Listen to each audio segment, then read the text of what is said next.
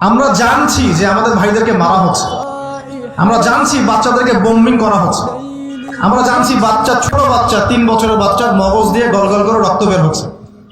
আমরা জানছি যে বাবা মা বাচ্চার লাশ খুঁজে পাচ্ছে না, হাত আর পা খুঁজে পাচ্ছে, বডি খুঁজে পাচ্ছে না।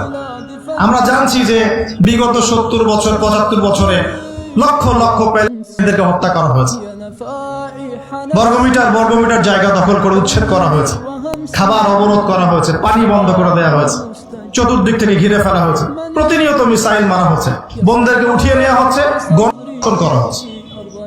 আমরা জানি আমাদের ভাইদেরকে কারাগারে রাখা হচ্ছে, এগুলো আমরা জানি। শুধু কোনোদিনও আমরা এটার ব্যথা উপলব্ধি করতে পারবো না যতক্ষণ না আমাদের সাথে হচ্ছে। কোনোদিনও এই ব্যথা আমরা বাঙালি জাতি উপলব্ধি করতে পারবো না যতক্ষণ না আমাদের সাথে এটা হচ্ছে।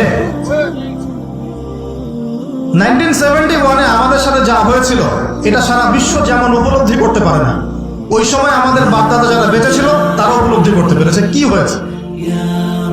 আমাদের চলমান সমস্ত আলোচনার মূল কেন্দ্র হচ্ছে আমরা দিল থেকে এটাকে উপলব্ধি করতে পারি না, এহসাস করতে পারি।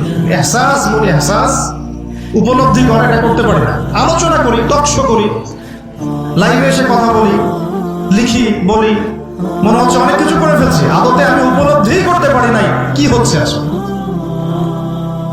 আপনার নিজের বাচ্চা কি কখনো মারা গেছে? আপনি কি আপনার বাচ্চাকে কোলে নিয়ে কখনো দাফন করেছেন? তাহলে ছোট বাচ্চা হারানোর বেদনা আপনি বুঝবেন কিভাবে? আপনি কি কখনো রিমান্ডে গিয়েছেন? লাশ ধোয়া চকিতে কখনো রাত কাটিয়েছেন? টর্চার হয়েছেন? আপনি বুঝবেন কিভাবে যে আমাদের ভাইরা ইসরায়েলি কারাগারে কিভাবে রাত কাটায়? আমরা বলতে পটু, লেখা বলা, মাশাআল্লাহ এই ইহুদি জায়নিস্টরা আমাদের হাতে ধরিয়ে দিয়েছে ফেসবুক, ইউটিউবের মতো প্ল্যাটফর্মগুলো। এখানে গরু, ছাগল, হাঁস, মুরগি সবাই লাইভে চলে আসে। ইস্যু বুঝুক আর না বুঝুক, এই বিষয়ে জ্ঞান থাকার না থাক, জিওপলিটিক্স বুঝুক না বুঝুক, কি হচ্ছে না জানুক না জানুক, লাইভে চলে আসলো, বলে দিল একটা কথা। কি ইরান কেন এটা করছে না, সৌদি কেন এটা করছে না, ওইখানে কেন এটা হয় না, এইখানে কেন এটা হয় না, সব পণ্ডিত দিয়ে ভর্তি। যত পণ্ডিত সব এই দেশে। আদতে হালতটা কি, প্রেক্ষাপটটা কি, কেন হচ্ছে, কোত্থেকে শুরু হলো, এর শেষ কোথায় হবে, আদৌ কি শেষ হবে, আমাদের করণীয় কি, এগুলো আলোচনার বিষয় না? বাংলাদেশের প্রত্যেকটা মসজিদ থেকে যদি এই কথাগুলো উঠে আসতো, মিম্বর থেকে উঠে আসতো, মাহফিল থেকে উঠে আসতো, অ্যাটলিস্ট একটা প্রজন্ম জানতো যে কি হচ্ছে, কেন হচ্ছে, কি হবে সামনে, আমাদের করণীয় কি।